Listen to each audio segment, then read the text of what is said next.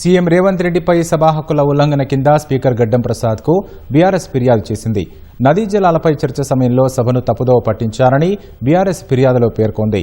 Apex council సమావేశ minutes పై రాయలసీమ ఎత్తిపోతల పనుల నిలిపివేత సహా కృష్ణా జలాల్లో తాత్కాలిక ఒప్పందంపై సీఎం సభను తప్పుదోవ పట్టించారని పేర్కొంది.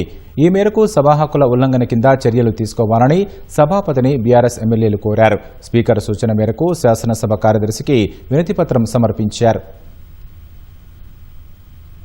ఆన్ రికార్డ్ ఉన్నటువంటి స్టాచ్యుటరీ బాడీస్ ఏవైతే జాతీయ స్థాయిలో కాన్స్టిట్యూషనల్ బాడీస్ ఏవైతే ఉన్నాయో వాటిని కూడా తప్పుదో పట్టించే విధంగా వాటి స్టేట్మెంట్స్ కూడా వక్రీకరించి చెప్పినాడంటే ఈ ముఖ్యమంత్రి రేవంత్ రెడ్డి మామూలు నాయకుడు కాదు.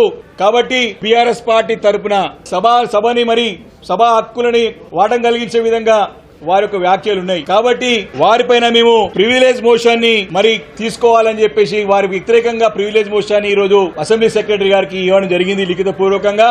తప్పకుండా ఇది యాక్సెప్ట్ చేయాలా స్పీకర్ గారు.